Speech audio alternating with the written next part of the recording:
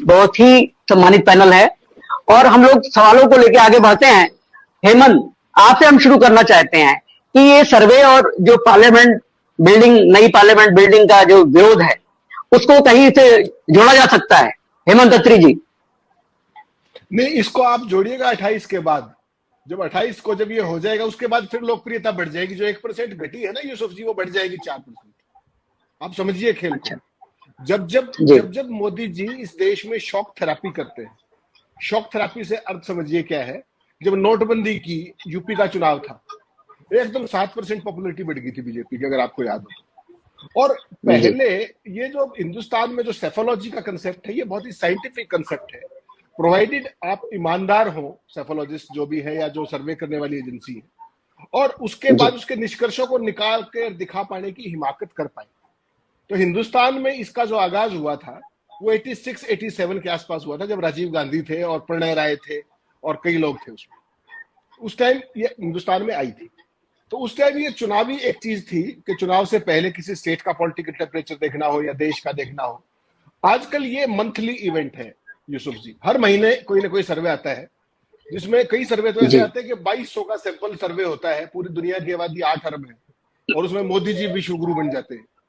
2200 के सर्वे में बहुत सारी एजेंसी ऐसी हैं जिसमें मोदी जी विश्व के सबसे लोकप्रिय नेता होते हैं। ऐसा सर्वे आपने देखा नहीं होगा, बहुत बार टीवी पे मैं देखता हूँ, अखबारों में आता है और लीड होता है वो, खासतौर पर ऑनलाइन संस्था। देखिए यूसुफ जी, एक चीज समझनी पड़ेगी। हम जब पत्रकारिता करने की सोचते थे आज से 20-25 साल पहले, तो थोड़ा मोटा मिशनरी भाव था। थोड़ा मोटा रोटी का सवाल तो था ही, मिशनरी भाव भी था। आज की तारीख में विशुद्ध व्यावसायिक गला काट प्रतिस्पर्धा है और ये एक बिजनेस मॉडल है कि किस एजेंसी से क्या सर्वे कराओ, क्या रिजल्ट निकालना है, सवाल क्या होंगे, सैंपल साइज क्या होगा, और उस सैंपल साइज के आधार पे आपका चार्जेस होंगे उस एजेंसी के, और किस टीवी चैनल पे वो प्लांट किया जाना है।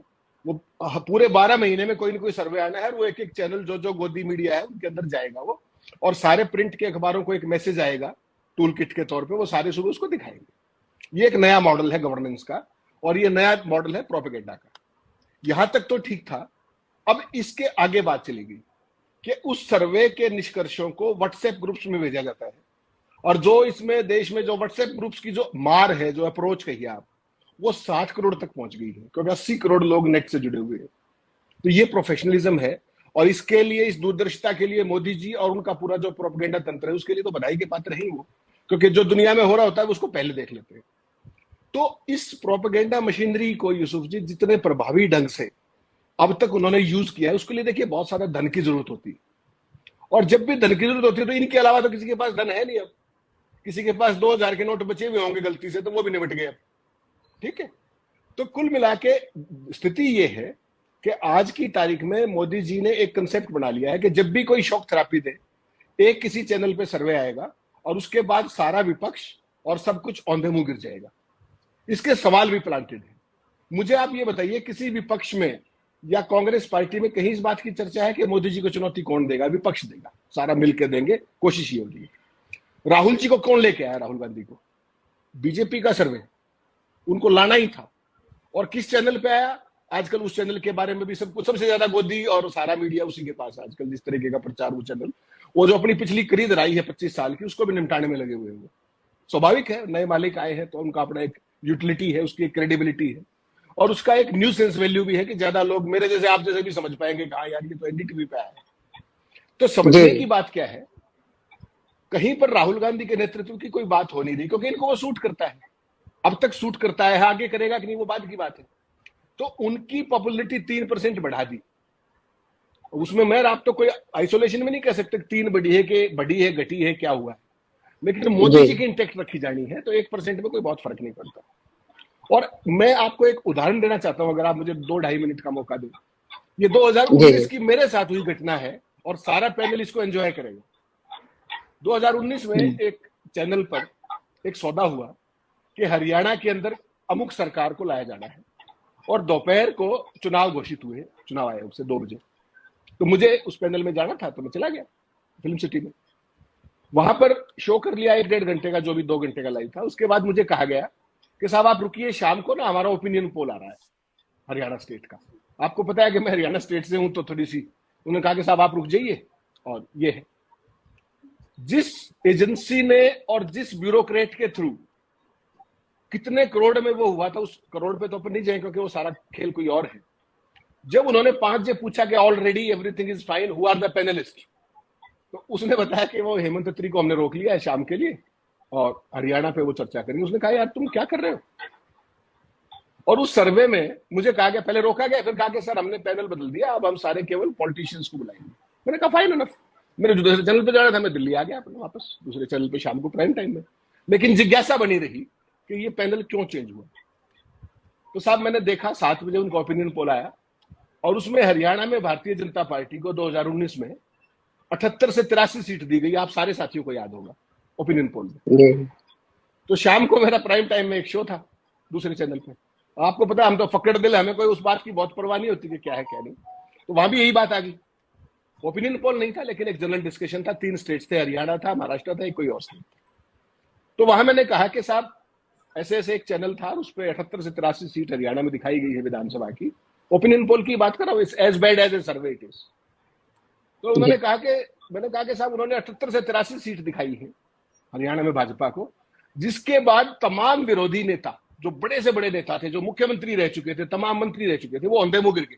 उन्होंने चुनाव लड़ने का सपना ही छोड़ दिया हरियाणा में। लोकतंत्र का चीरहरण हरियाणा में मैंने उस दिन देखा। और रात को मैंने 9 बजे के शो में ये कहा कि अगर हरियाणा में 40 से ऊपर एक भी भारतीय जनता पार्टी की सीट आ गई तो मैं जर्नलिज्म छोड़ दूंगा, मैं तो इतना ही कर सकता हूं और तो मेरे पास कुछ नहीं। और यूसुफ जी जिस दिन रिजल्ट आया 40 ही सीट आई, आप सबको पता है। आप मुझे ये बताइए 40 सीटों को अगर आप 78 से 83 दिखाएंगे तो विपक्ष क्या करेगा? विपक्ष के पास तो उस तरह का सर्वे कराने की गुंजाइश है नहीं, ना उनके पास वो मशीनरी है कि इतने बड़े बड़े चैनल्स के ऊपर वो प्रोपेगेंडा कर सके। जो सरकारें, जो सत्तारूढ़ पार्टी इस तरीके से लोकतंत्र में जनादेश का चीरहरण करने में सक्षम है, उनका मुकाबला कोई 1%, 3% के सर्वे के रिजल्ट करेंगे क्या? एक सवाल तो मेरा ये है। दूसरा, सेफोलॉजी तो एक विज्ञान है, आप उसको यूज करना चाहेंगे तो बहुत बढ़िया रिजल्ट आएंगे, एक देश को दिशा मिलेगी तमाम इश्यूज के ऊपर। होती रहती है बीच बीच में जनमत संग्रह भी होते थे, तमाम चीजें, वो वही विज्ञान है। और उसका दुरुपयोग करेंगे तो जनादेश का चीरहरण हो जाएगा। सवाल केवल ये है कि कोई भी सर्वे चाहे देश में हो चाहे बाहर हो, उसमें से एक ही नेट टेक आता है कि मोदी जी की पॉपुलैरिटी इंटैक्ट है और बाकी सारे, वो नोटबंदी के ऊपर भी पूछ लेंगे, वो चीन वाले मसले पर भी सवाल पूछ लेंगे, वो ये भी बता देंगे कि राहुल गांधी ने अडानी को लेकर के पूछा 25,000 करोड़ किसके हैं, उस पर भी मोदी की लोकप्रियता घटी नहीं। ये तमाम चीजें वो कहेंगे, वो सवाल होते हैं। लेकिन दुर्भाग्य ये है कि इस पैनल में 4 साथी और बैठे हैं। मैं उन सबसे ये पूछना चाहूंगा आप समेत कि क्या हमसे कोई सर्वे पूछने आया है कि आज तक यार तुम्हारी क्या राय है?